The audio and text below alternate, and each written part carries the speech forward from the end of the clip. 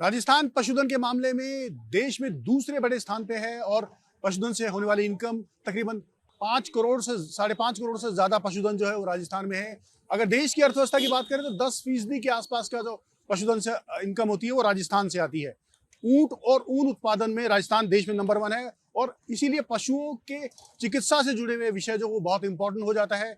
कुछ दिक्कतें इस वक्त पशु चिकित्सा से जुड़े हुए विशेषज्ञ डॉक्टर्स जिन्हें कहा हम कहते हैं वेटरनरी डॉक्टर्स, उनको लेकर है, उनके एग्जाम को लेकर है, उनके करियर को लेकर है और इसीलिए वो यहाँ पे इस वक्त इकट्ठा हुए। हम उन्हीं से जानेंगे कि मुख्य उनकी समस्या क्या है और समाधान उनका किस तरह से हो सकता है। साथ साथ में रोजगार के अवसर जो राजस्थान में वेटनरी से जुड़े हुए पाठ्यक्रम से जुड़े हुए छात्रों को मिलते हैं, उनमें किस तरह के सुझाव की आवश्यकता इस वक्त साफ तौर पर देखी जा रही है। आप अपना नाम बताएंगे? मेरा नाम सर डॉक्टर युद्धवीर सिंह बुडानिया है सर जी। एक क्या समस्या है आपकी? मुख्य समस्या यह है कि सर राजस्थान में जो वेटनरी डॉक्टर की वैकेंसी आ रही है 1100 पोस्ट आ गई है। उसकी एग्जाम 19 अप्रैल को फाइनल है। तो उसमें नोटिफिकेशन में शर्त ये रखी है भाई एग्जाम से पहले आपकी इंटर्नशिप पूरी हो जानी चाहिए। अब हम सर राजस्थान के 447 इंटर्नशिप स्टूडेंट्स है 2020 बैच के, उनकी इंटर्नशिप यूनिवर्सिटी की गलती के कारण 4 से 5 महीने लेट हो रही है, यानी कि वो अगस्त के बाद में हो रही है। ये बातें यूनिवर्सिटी ने मानी भी है और ये बातें यूनिवर्सिटी ने राज्य सरकार को भी लिखी है और लोक सेवा आयोग को भी भेजी है। इसके बारे में सर हमने उसके बाद में माननीय मंत्री महोदय जोराराम जी से हमने बातचीत की तो उन्होंने आरपीएससी को लेटर लिखा कि भाई राज्य के हितों को देखते हुए इस एग्जाम को 3 से 4 महीने पोस्टपोन किया जाए। क्यों नहीं हो पा रही है? क्यों इतना सब कुछ होने के बावजूद भी डेट्स में ट्रांसफर नहीं हो पा रहा है? आरपीएससी की गलती की वजह से ऑब्वियसली नहीं हो पा रहा है, क्योंकि हमें कोविड की वजह से हमारी यूनिवर्सिटी ने डिले कर दिया था। बाकी हमारे स्टूडेंट्स की 1% भी गलती नहीं है। स्टूडेंट्स की गलती नहीं है तो फिर किस तरह से खामियाजा कैसे भुगतना पड़ रहा है? सर एक्चुअली जो हमारा बैच है that is 2020 batch and due to covid हमारा बैच जो था वो 6 मंथ्स लेट स्टार्ट हुआ था। तो उसी दौरान जो बाकी अदर यूनिवर्सिटीज हैं उनका जो 2020 बैच है वो ऑन टाइम शुरू हुआ और ऑन टाइम डिग्री कंप्लीट हो गई।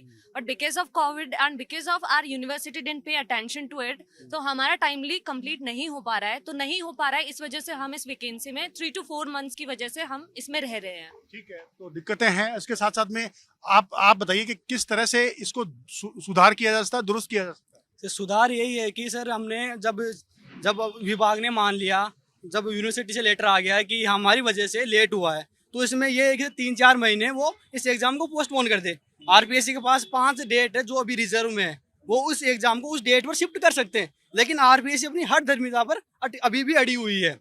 छात्रों की बात करें, अगर यही डिग्री कोई दूसरे स्टेट्स के लोग भी करते हैं, राजस्थान वालों को प्रिविलेज है इसमें?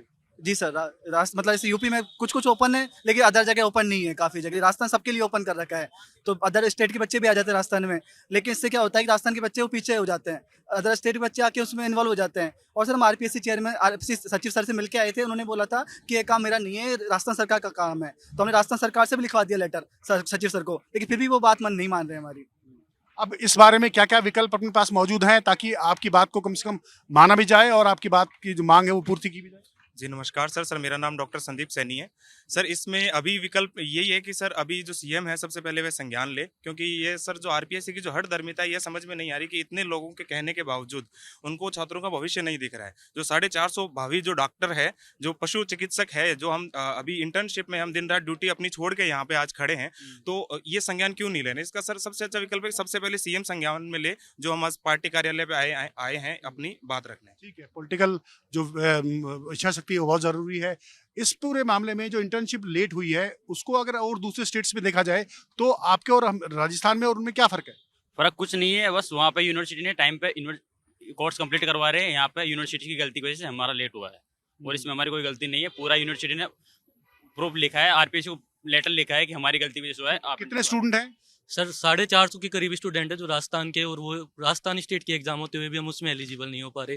केवल विश्वविद्यालय की प्रशासनिक विफलता, कोरोना की वजह से। के हिसाब से देखा जाए तो कितनी वैकेंसी अपनी निकलती है राजस्थान में? अगर देखा जाए तो पशुधन में नंबर 2 है अपन लोग। सर वैकेंसी तो पिछले जैसे 2013 में आई, उसके बाद 19 में आई और 2025 में अभी आई। हर 6 साल का पिछला रिकॉर्ड रहा है और अगले इस हिसाब से 2031 तक कोई वैकेंसी नहीं है। इस वजह से हम योग्य होते हुए पूरा कोर्स 5.5 साल करने के बाद भी हम नौकरी नहीं ले पाएंगे, तो इसमें हमारी कोई गलती नहीं होनी। प्राइवेट सेक्टर में कोई उम्मीद आपको लग रही है सरकारी नौकरी के अलावा? नहीं, बहुत कम है। बहुत कम है। हाँ, और इसमें भी लगभग 6 साल में 1100 पोस्ट आई है, तो ये बहुत कम है और उसमें भी हम एलिजिबल नहीं कर रहे हैं और अगले भी 5 साल बाद में आती है, तो हमारा कोई भविष्य नहीं है इसमें। आप लोग डिग्री करके फिर प्राइवेट क्लिनिक खोलने के अलावा और कोई विकल्प है अपने पास? नहीं है, बहुत कम विकल्प है इसमें। तो साफ तौर पर इन सबका कहना है कि विकल्प जो है मतलब कराया जाना चाहिए सरकार को।